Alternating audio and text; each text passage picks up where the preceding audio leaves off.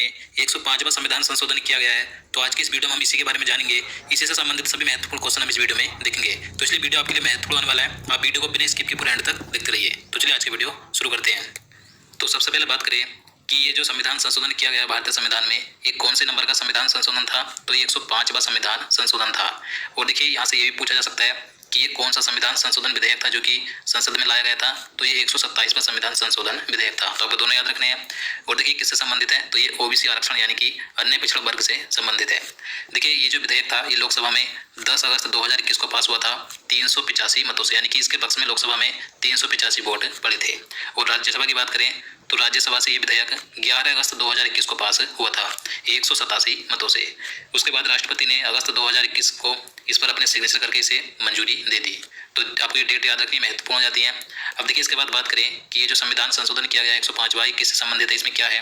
तो देखिए 105वां संविधान संशोधन भारत के सभी राज्यों और केंद्र शासित प्रदेशों को अपनी ओबीसी यानी कि अन्य पिछड़ा वर्ग की सूची बनाने का अधिकार प्रदान करता है।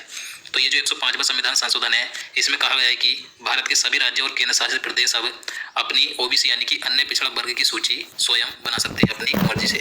यानी कि अब कोई भी राज्य सरकार किसी भी जाति के लोगों को ओबीसी में शामिल करने के लिए केंद्र सरकार की मंजूरी नहीं लेनी पड़ेगी।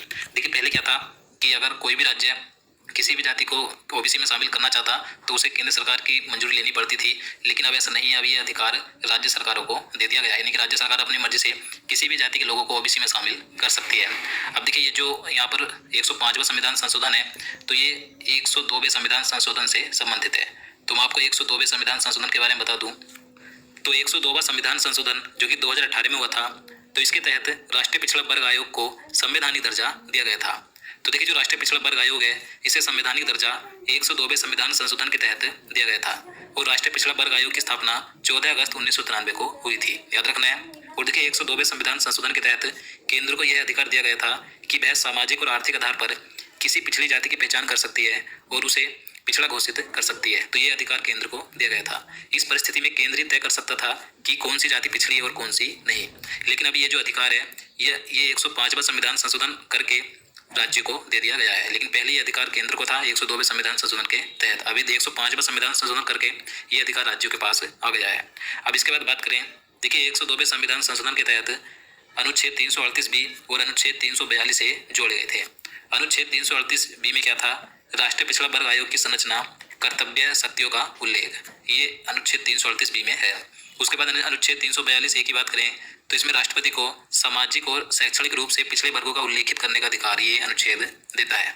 अब देखिए बात करें कि 105वां संविधान संशोधन करने की जरूरत क्यों पड़ी।